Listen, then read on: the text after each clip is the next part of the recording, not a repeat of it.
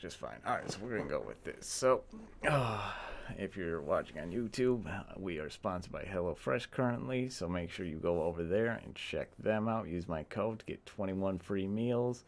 Make sure you don't have to plan out your weekly meals anymore and have HelloFresh take care of all that for you. Great meals. Get yourself free shipping with my discount code, with my promo code, which is in the corner. So, yep, check that out. But, yeah, let's get started because we got a lot to cover today, I guess. But starting with another pro doing something newsworthy, I guess. Last week we talked about the one peeing in a cup during a tournament because he wasn't allowed to go on a bathroom break. And this time, I guess someone got hurt jumping out of a legal taxi on a way to a tournament. So, just more news. Big Fighter Game Tournament Genesis 9 took place from January 20th to the 23rd. California competitors MK Leo gathered at the San Jose Convention Center to play games like Guilty Gear, Genesis 9. Got tricked into an illegal taxi coming out of the San Francisco airport and nearly got kidnapped. Whoa, okay, wow. Frenzy tweet on January 19 with a picture of his scraped up right hand. Jumped out of the car after seeing the police chase after the vehicle and very luckily only bruised and scraped my hand and back in the hospital. Wow. So at least he survived, but Jesus, people. You might be wondering what the hell Frenzy's talking about, as it sounds like some action movie stunt with Tom Cruise or something. Well, it turns out the Falco main, who was making his way to the Genesis 9 tourney, encountered some complications when he touched down California. So I had just gotten off an 11-hour flight from London Airport to San Francisco International Airport. Frenzy told Kotaku in an email I was planning to get an Uber to my hotel in San Jose, but my phone had ran out of battery on the way, and Wi-Fi was often spotty at the airport, so I decided to get a taxi instead, and walked out of the taxi. So what was this, a fan? His record speaks for itself, though. He regularly placed in the top 10. Great, get to the point. Driver approached me, asked if I was looking for a taxi, of which I replied yeah, and he asked if I was going. So yeah, it was just a fan. The window and see multiple police officers with weapons drawn running towards the vehicle and shouting, "Stop the vehicle and get out." The driver ignores this and then accelerated immediately. Yeah, wow. So at least he got away. You gotta watch out for the crazies out there. But yeah, so shout out to you, Frenzy, for, surviving and, knowing what to do and getting out of there. Like, yeah, that's the least. I mean, it could have gotten a lot worse. But yeah, hopefully you recover and everything's fine. But yeah, people, calm it the fuck down. There's no reason to go this far with it. Let's watch one of his matches just because I'm not familiar with this guy.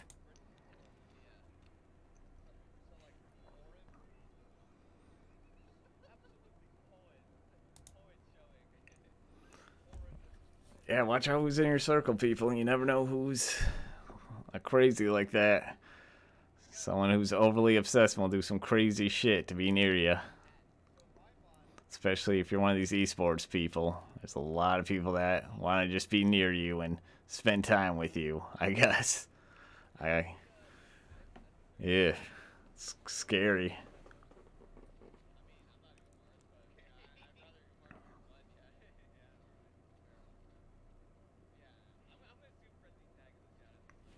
Alright, I'll just only jump a little bit into this.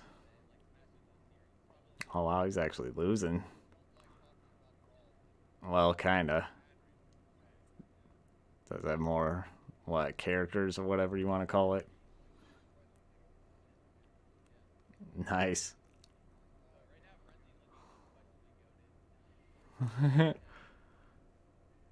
mm. Okay, I don't want to spend too much time on this, but talking about Frenzy, let's see some of his stuff.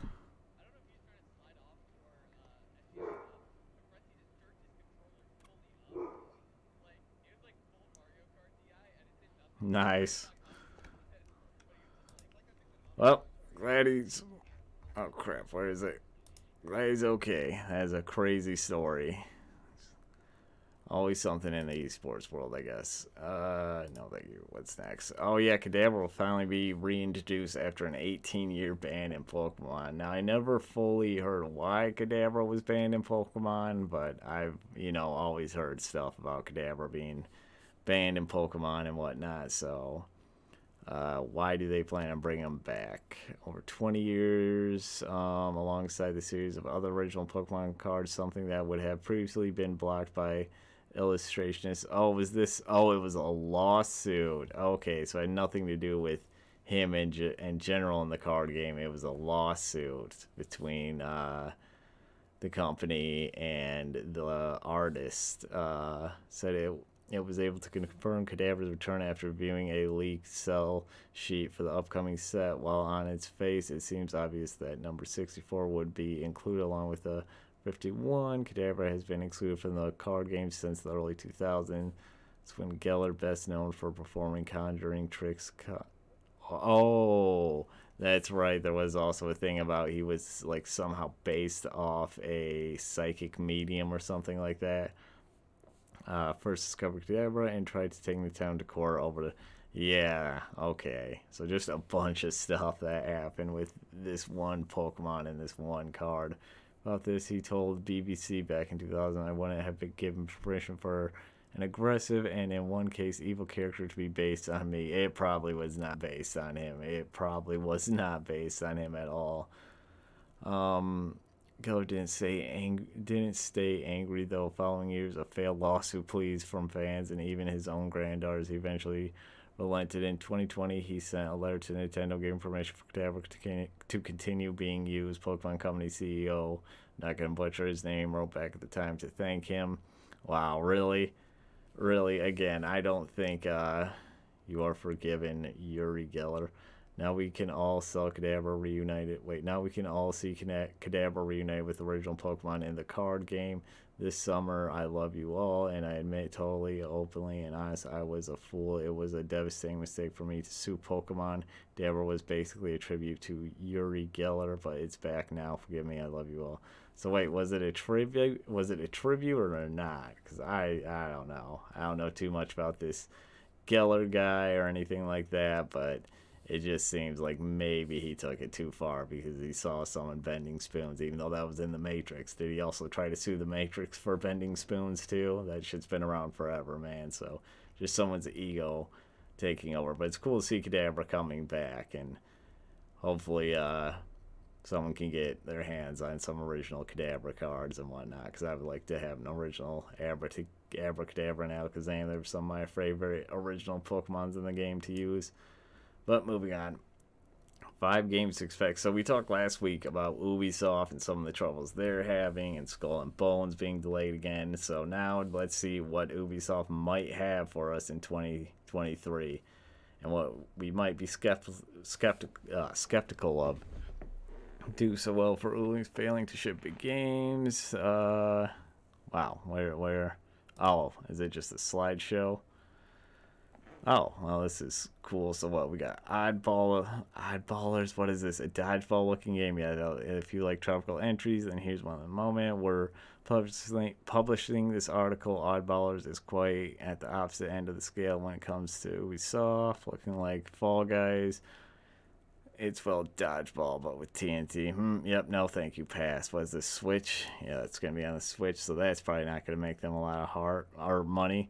Valorant Hearts coming home. Now, I never played Valorant Hearts, the first one. I've heard a lot of good things about it. A lot of people love this game, so maybe this can bring Ubisoft back somewhat.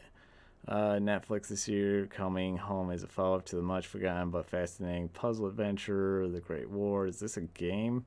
First game was released, the First World War. Coming home as a mobile sequel. Oh, never mind, it's a mobile sequel. You fucked up there. Fucked up on that, so that's another one to be skeptical of, in my opinion. The Settlers. Could it really be 13 years since the last Settlers game was released? I don't even remember the first one. When its regular strategic style award of Ubisoft's release schedule has been, so it's a strategy game.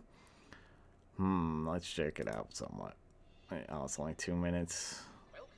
Well, I may be ready for this. Probably should just turn this all the way down so they don't try to strike me on YouTube. Kind of looks like a mobile game again. I mean, it might be fun. They might be able to get somewhat of an audience for this. But it doesn't look like a guaranteed slam dunk like they need. So, moving on. Trackmania. Let's go back. This reboot of the... it is a reboot. Franchise was indeed released 2 years ago on PC. However, in 2023, Ubisoft are looking to revitalize the often thrilling racing series by finally releasing its latest version on console. Over 1 trillion different releases, the floaty nonsense physics and hyperbolic tracks have been a near constant source of fun if you had the wherewithal to navigate its incessantly dreadful UIs. So again, let's take a look at this.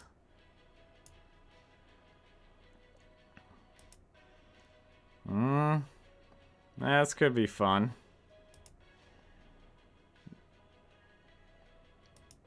Seeing a lot of other games do this and look better though. But yeah, they could have something there for racing fans. Assassin's Creed Mirage, yep, of course. This could be good. More linear plot. Everything for it sounds right, but you know, we'll see what happens when it actually comes to. And it should be entry in franchise. Yeah, so this should be coming out this year.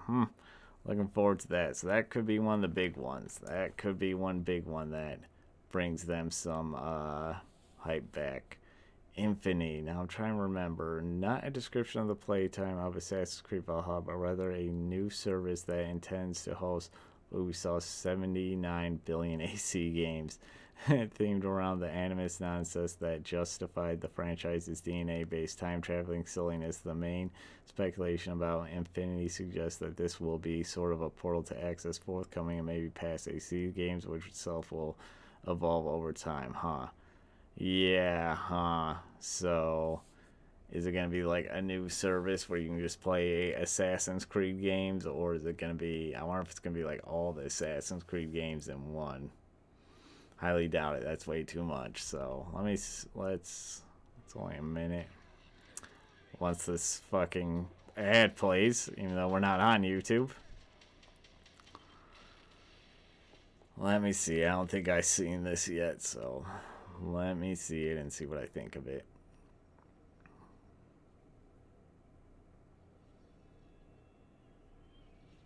Okay, there's actually stuff in it. It's not just this.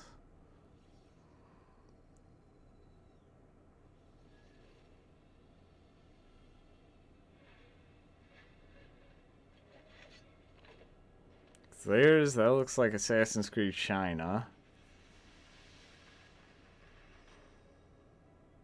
Is that a whole new one? Hang on. Oh, no. That looks like one of the off-brand games. Unless that's a new one coming out. I say that looks more like Japan.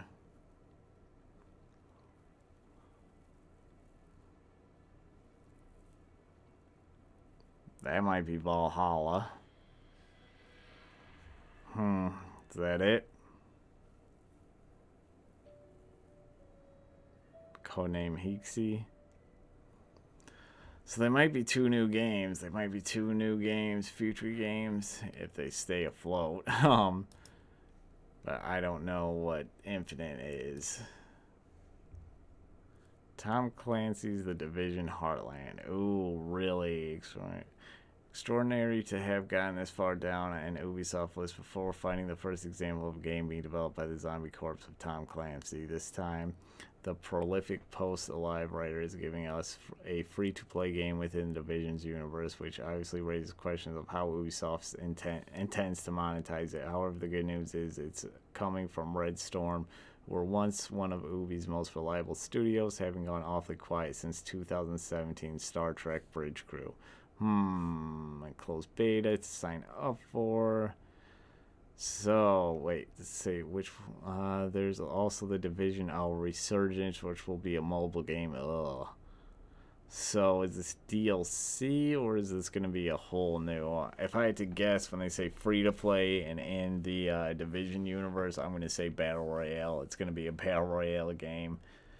If I had to take a wild guess, it will be a Battle Royale game. That's my prediction on it. Skull and Bones, which who knows? We just talked about this last week. I think this is ruined, and I don't think it's going to sell and make the money that they're hoping it's going to make on it. Just doesn't seem possible.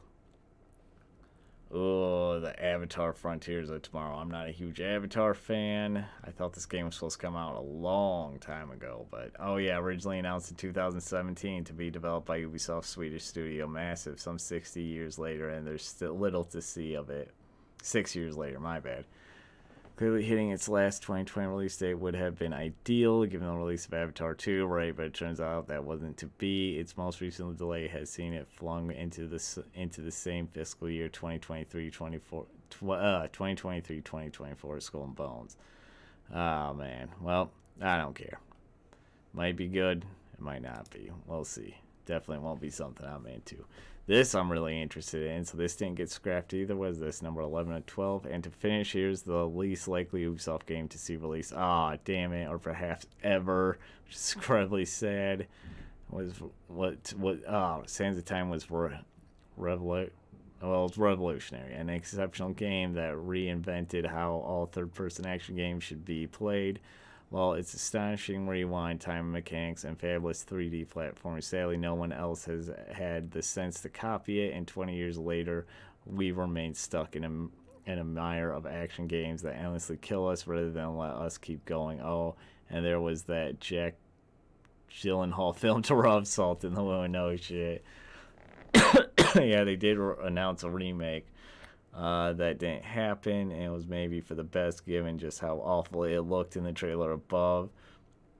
PS3, But yep, it was canceling all pre-orders and return everyone's money. Perhaps a useful lesson on why you probably shouldn't pre-order games that don't exist yet. But hey, it's still probably coming out before Beyond Good and Evil 2. That's probably never coming out as well. Let me see. Does this really look as bad as they're saying? I don't remember. Let's check it out. That's the original game.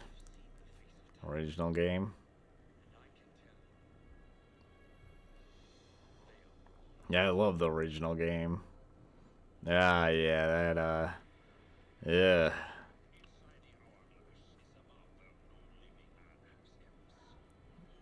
Yeah, that does not look that great.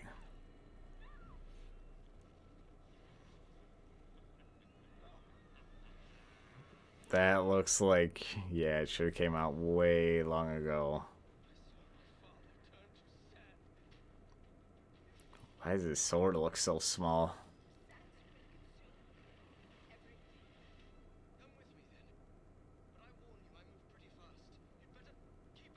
Man, were they just gonna do this on the cheap?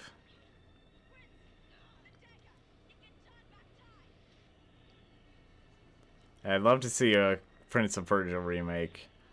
I played all those back in the day as a kid. Oh, you get different swords. That's cool. But yeah, that doesn't look like it, man. When was this originally supposed to come out? Oh, 20 years later. It was announced in 2022, and even in 2021, that looks pretty bad.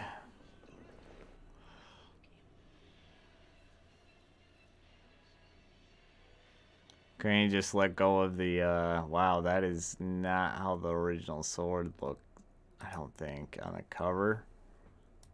Huh. Yeah, that looks bad. But, yeah, Ubisoft is in serious trouble. Not much to look forward from them. Moving on.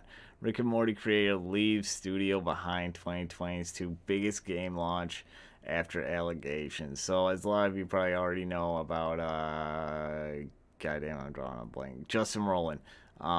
He's facing current allegations for domestic assault, and he's pled not guilty, and there's a good chance he's not guilty, but due to that, he has unfortunately left Squanch and Rick and Morty as the voice of Rick and Morty.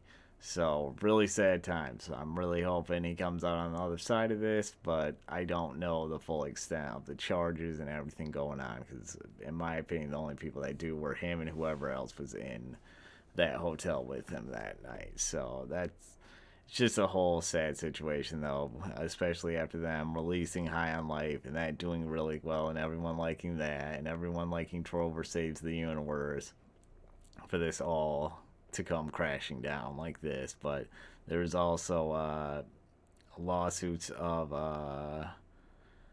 is this it? First report on a 2018 lawsuit accusing the studio of workplace harassment and discrimination that was settled in 2019. They put out a tweet. I saw this on Twitter. On January 16th, Squatch Games received Justin Rowland's resignation. The passionate team at Squatch will keep developing games we know our fans will love while continuing to support and improve High on Life.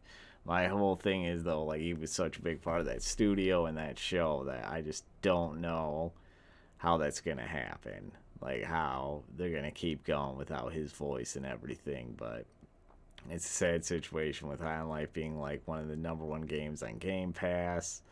And, you know, Rick and Morty being as popular as it is, to kind of see someone fall from grace like this. But hopefully he can come out and come back and, you know, start doing what he loves again. So we'll see what happens. We'll stay updated on that. How much of Forza Motorsport is actually built from the ground up. So yeah, even here 4 times in their trailer, they said this game is built from the ground up, but that might not be true. Now, granted, again, that's just PR speak to get people hyped for the game and to go out and pre-order the game. Like, anytime they say it's built from the ground up, it's probably not built from the ground up. It's probably just PR talk or whatever to, you know, get you excited and wanting you to go out and buy the game and feel like, you know, this is some big revolution in Forza gaming.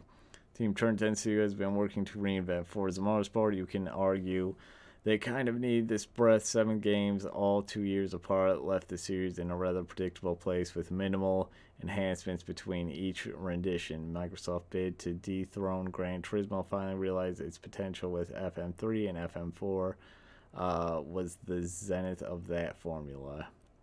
Is this why the phrase built from the ground up appeared no less than 4 times in yesterday's presentation? First by creative director Chris, who attributed the expansion to how the next entry takes advantage of the Xbox Series console. Then once again about the materials and shaders used for the car model finishes.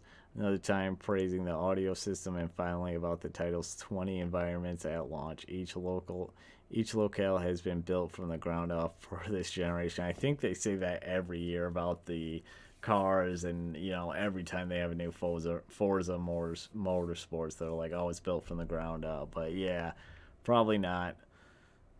Do they have any proof, though? Of course, every new Forza includes especially Sim Focus, but I also remember picking up Forza Motorsport 6 in 2 to 4 years and a whole console generation ahead. Oh yeah, and that's the other thing. We've now had the next-gen consoles for a few years, so it's just like, you guys should be well aware of what next-gen can do. It's like the game was goading me into taking every corner sideways, even when I didn't want to, when lightning quick steering only after the drive wheel began shredding themselves to bits. The lack of, I have no idea, weight transfers didn't help things either. Actually, wow, this is a lot longer than I was expecting, just to tell us that they're probably not telling us the full truth. There's still so much to learn about the game's car building, focusing single-player career. Hopefully it's been designed to cultivate more of a feeling. These problems may not be fixed for Forza, even if so yeah, it's going to be Forza Motorsport. It's probably not all built from the ground up, but, you know, it's Forza. What can you expect? What the hell? Yeah, whatever. The Queen of Elden Ring. Oh, yeah. So I don't know if you guys have seen this woman who has beat Elden Ring. I'm pretty sure, is she the one? Yep, beat it with the dance pad. I think she's done it twice now. What has she done now? Is this just an interview with her? Won't stop finding new ways to beat the game. But congratulations to her. Nice game. Dance pad, PS5 controller at the same time. At the start, Twitch streamer Miss Mika hopefully didn't beat that, or beat that name to shit for beating Elden Ring notoriously rock queen Melania Blade of. Oh wait, is there two? Yeah, let's see. Two completely different controllers at the same time.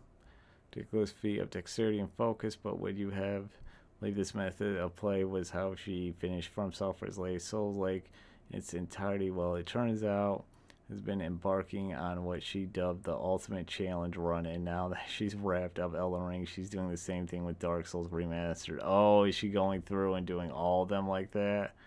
Dance pad. Well, congratulations to her for, first of all, even doing this once, let alone twice. But now you want to set out for all the games.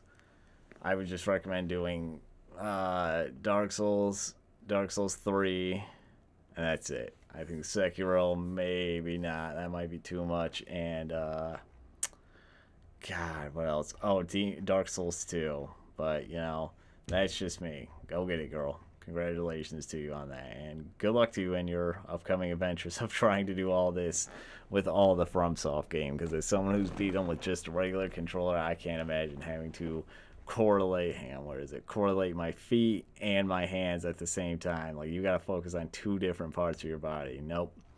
She's a lot smarter than me, I'll tell you that much, if she can pull that off. Anyone who can. So apparently fashion designers are taking shit from not from Elden Ring, but it's starting to look like Elden Ring, because the fashion world is just a dead place. So they're just taking stuff from any craft they can. Let me see. I consider myself From Software fashion girly in the purest sense. I know my Gravekeeper cloaks from my Crimson Hoods and a Dior saddlebag from the Fendi. I don't even know. This crossover knowledge is rarely practical, but is occasionally useful for declaratives like I'm sure that is pioneering From Software Hawk. What? Too many big words for me. Too many fashion words I don't know. Pink history and avant-garde had been particularly gold and fantastic since Roseberry took over in 2019. He's good at mining. Okay, surreal design history to help him turn women's bodies into pure complicated metal, her lungs into trees, her ears accessory in the past years. The year of From Software's epic poem of an open world game, Elden Ring, has been particularly gilded, struck, and strange. It's hard to not see the resemblance. Alright, let's look at it. That just looks awful. What the fuck? That will scare people away. That's a great Halloween costume. I can kind of see that, but just with this. Yeah, what the fuck? Seriously. No, that's too much of a stretch. Yeah, that does look like a medieval torture device that now we're calling fashion. Cool.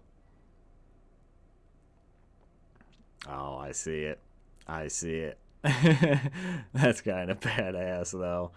I'd say that also looks like something you'd see in Game of Thrones. Yep. Yep.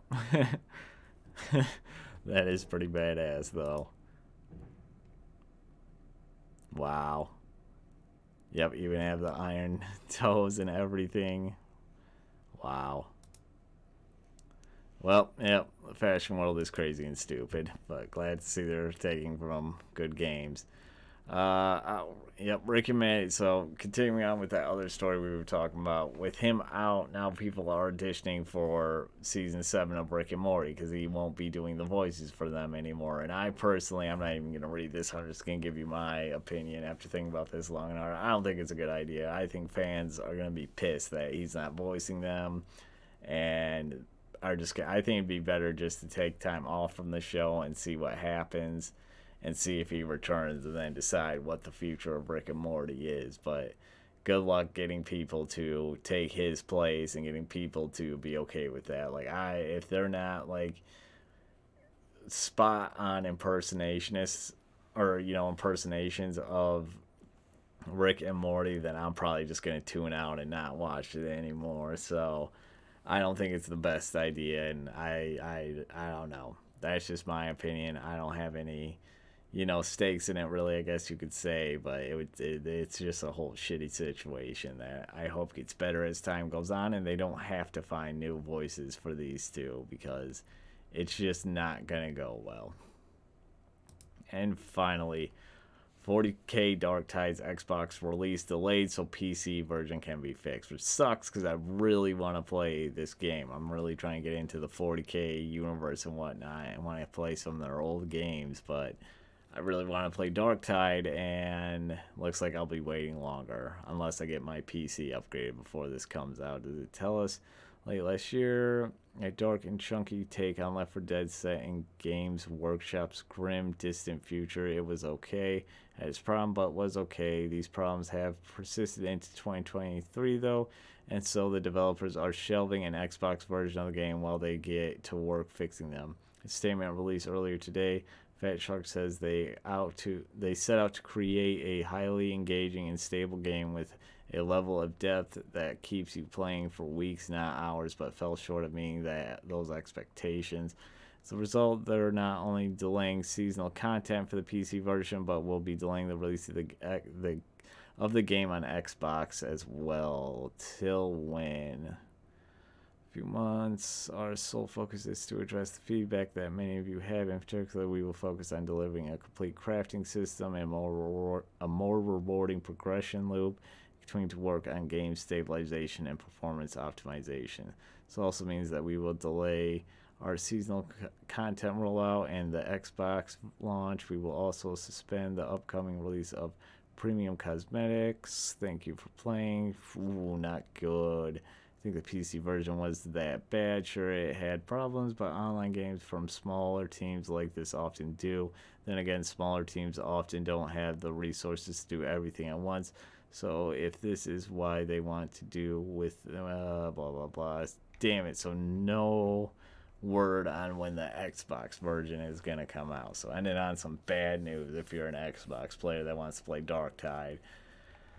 We don't know when it's coming out. We don't know if it's even coming out. It might be not happening at all. We'll have to wait and see, but that really sucks. I really wanted to play this, and I was really hoping to play it on my Xbox soon. But it looks like I might just be waiting to get my PC upgrading and playing it on my PC. So that really sucks.